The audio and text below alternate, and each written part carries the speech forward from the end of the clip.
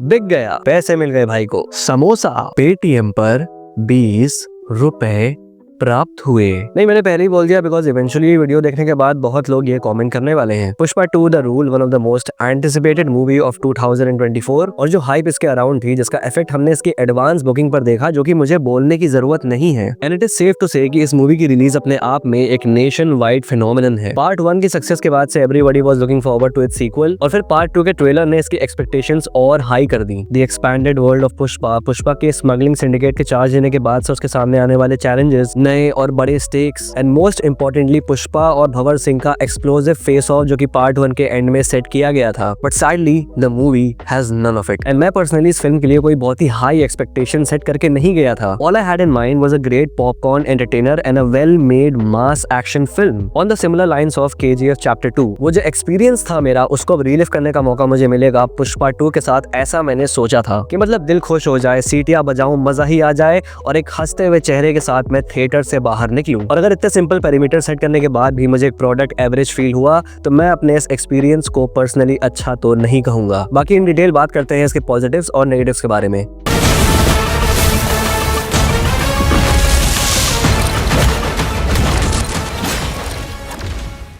Allu Arjun as Pushparaj, the only and biggest positive of this film जो कि मैं सोच सकता हूँ जब मैं इस फिल्म को अपने दिमाग में वापस से रिवाइंड करता हूँ। अल्लू अर्जुन इस फिल्म का वो पार्ट है जहाँ I can not complain once, one of those cases जहाँ पर हम कहते हैं कि भाई जो रोल है ये टेलर मेड है इस एक्टर के लिए। अल्लू अर्जुन इज पुष्पाराज। जिस तरह से वो इस कैरेक्टर को पोर्ट्रे कर रहे हैं, उनकी बॉडी लैंग्वेज, द मैनरिज्म्स, वो पूरा presentation, you don't see the actor but you see the character, और उनका वो इमर्जन इस कैरेक्टर में एज कम्पेयर टू पार्ट 1 और ज्यादा नजर आता है। Like he just got even better and more comfortable with the character. He gives the absolute best in each and every scene. Jatara वाले सीन में he hits it out of the park. Even the action scene जहाँ पे कई जगह बहुत सारी चीजें बिल्कुल ridiculous हो जाती हैं, वहाँ पर भी it's his conviction, his screen presence जो कि उन scenes को bearable बनाता है। In fact, Allu Arjun is the reason जिसकी वजह से you can go through this film. कोई और एक्टर अगर उनकी जगह पे होता तो trust me, इस वीडियो में strong points वाला पोर्शन ही ना होता। एक्शन सेट पीसेस में भी मैं एक पर्टिकुलर सीन को पॉइंट आउट करना चाहूंगा जो कि एक्चुअली में काफी वेल मेड था, और उसको देखने में मुझे काफी ज्यादा मजा भी आई। और वो सीक्वेंस है जिससे कि सेकंड हाफ स्टार्ट होता है,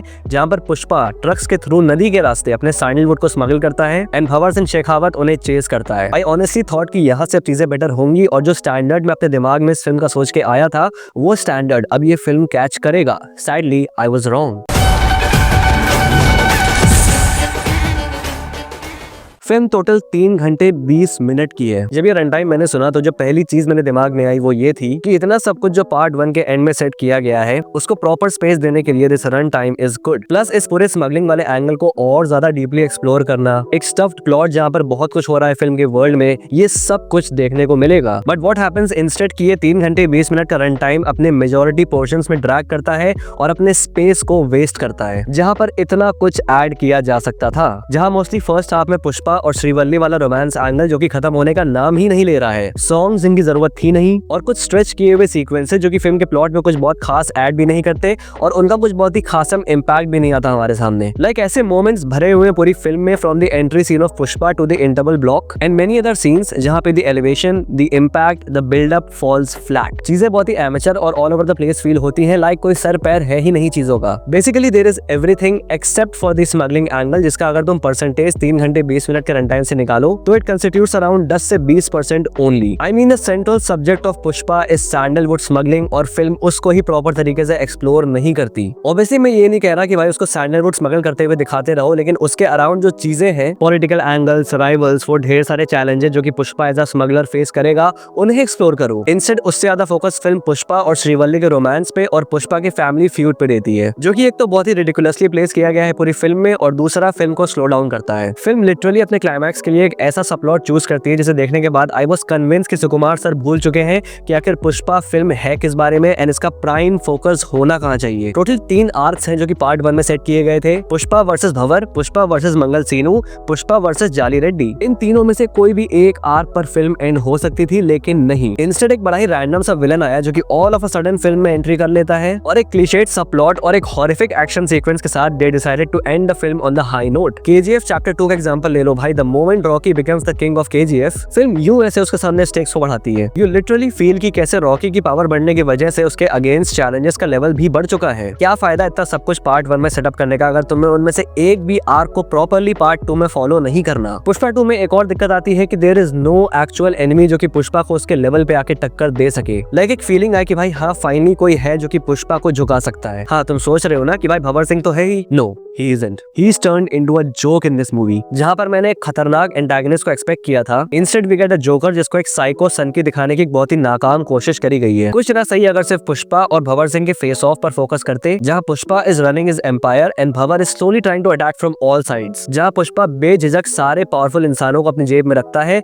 लेकिन वो एक इंसान है जो कि उसकी नींदों को उड़ा के रखता है। Something like Pablo Escobar in the cops. तब भी बहुत कुछ बेहतर हो सकता था, but it was all wasted. The character of Bhanwar Singh was completely wasted. एक सीन है जहाँ पुष्पा और भंवर इशारे से बात करेंगे, 1 से 2 एक्सचेंज होते ठीक था, लेकिन उसको खींच दिया गया और एक कॉमेडी सीन बना दिया गया जहाँ पर Bhanwar Singh was literally a clown. I mean he was far more dangerous in part 1। और ये केस सिर्फ उसके साथ नहीं, इवन मंगल सीनू जिसका रोल सुनील सर ने प्ले किया था, जो कि प्रोमिनेंटली कॉमेडी रोल्स प्ले करते हैं, सो इस बार दे डिसाइडेड कि भाई मंगल सीनू के कैरेक्टर को भी कॉमेडी कर देते हैं। पार्ट 1 में दैट सीरियसनेस, दैट टोन जो कैरेक्टर्स की थी, एक वेट था हर कैरेक्टर का अपना, जो फिल्म का वर्ल्ड था उसका एक स्ट्रक्चर था, हर वो चीज ये पार्ट 2 थ्रो अवे कर देती है। और जैसे जैसे फिल्म आगे बढ़ती है, आई रियलाइज कि भाई पुष्पा पार्ट 1 का जो स्टैंडर्ड था वो कहीं पर भी ये फिल्म मीट नहीं करती। Basically everything for which Pushpa part 1 was great, Pushpa part 2 वो सब कुछ खराब कर देता है। स्क्रीन पे टोटली इनकंसिस्टेंट था, किसी एक चीज को लेके कंप्लीटली फोकस नहीं ले पा रही थी फिल्म कि भाई पॉलिटिक्स पे ध्यान दे लो, भंवर सिंह पे ध्यान दे लो, या उसकी बीवी पे ध्यान दे लो, या फिर उसके सौतेले भाई पर ध्यान दे लो। नहीं,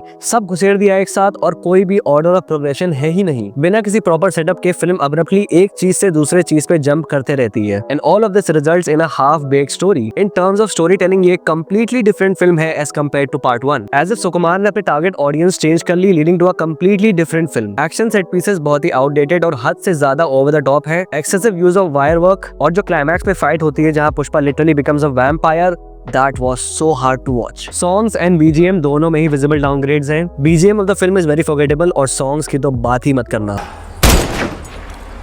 फायर है तू? फायर नहीं, वाइल्ड फायर है।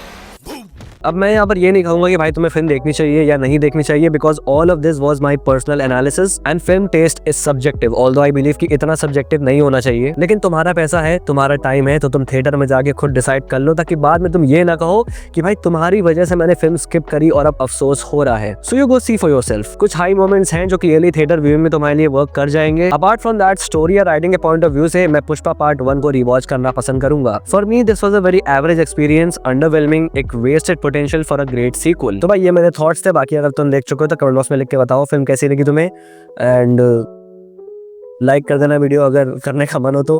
बाकी अगर पहली बार यहाँ पे आए हो तो सब्सक्राइब करना मत भूलना ऐसी और वीडियोस के लिए, और हाँ मुझे इंस्टाग्राम पे फॉलो करना मत भूलना। Till then this is your pop culture signing off. Will see you guys in the next video and thanks for watching.